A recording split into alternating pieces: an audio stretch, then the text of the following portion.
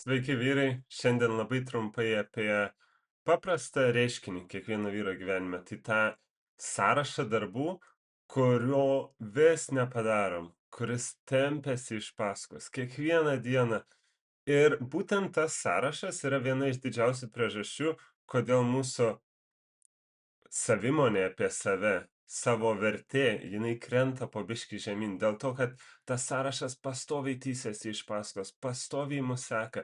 Ir kol mes nesustojam ir nesusirašom visus dalykus, kurių vengiam, mes tiesiog atidėliojam. Ir tas atidėliojimas turi savo kainą. Dėl to, kad pasąmoniškai mes nebevertinam patys savo žodžio. Todėl netgi duodam kitiem tą žodį, su laiku ir tie žmonės nevertina ir mes patys jau kaip ir žinom, kad mes nesilaikysim to pažado.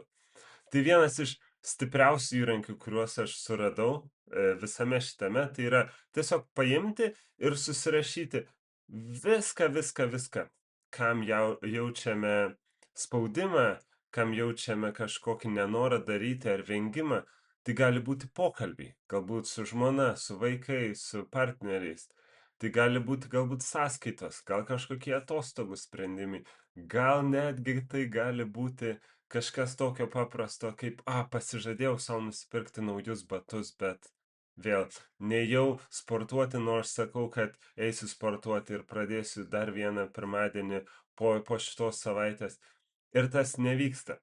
Ir po biškį tas tiesiog graužia mus iš vidaus. Ir vienas iš didžiausių vyro darbų gyvenime tai yra sutikti tą spaudimą, tą vengimą ir su juo tiesiog susitvarkyti. Ką aš darau dažniausiai, susirašau tą sąrašą, visko, ko vengiu. Ir tada kiekvieną savaitę tiesiog išsirenku vieną dalyką iš to sąrašo, su kuriuo tiesiog susitvarkysiu. Ar pradėsiu tvarkytis, pirmąjį žingsnį. Galbūt tai yra pokalbis, tai aš suplanuosiu tą pokalbį.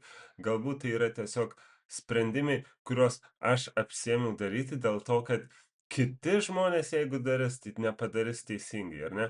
Tai dažnai mes tiesiog tą bandom viską sukontroliuoti, nors iš esmės, jeigu paleistume, jeigu atsipurtytume tų darbų, kuriuos prisėmėm tik dėl to, kad kažkas patylėtų, kad paliktų ramybėj, kad ir kokia ta būtų priežastis.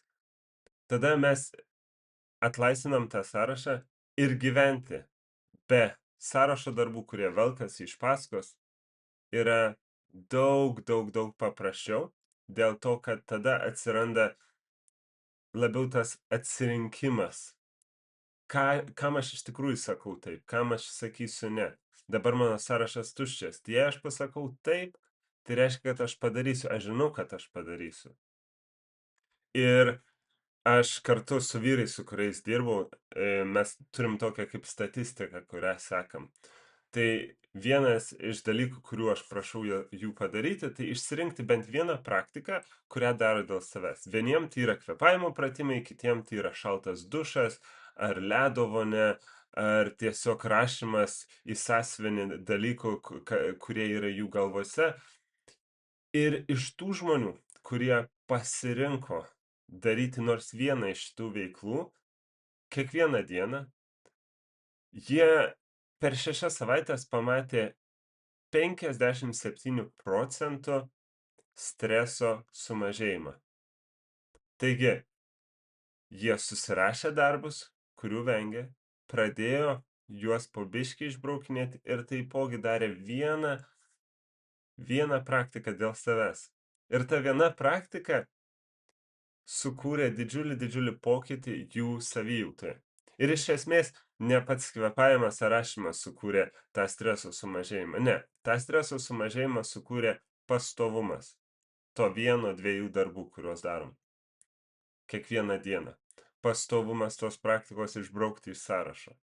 Ir tai yra įrodyta net ir moksliniais įrodymais, kad būtent tokios praktikos kelia mūsų pasitikėjimą savimi.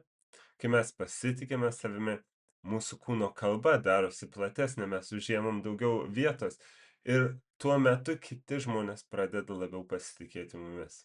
Dėl to, kad mūsų žodis yra stipresnis negu bet koks rašytinas kontraktas.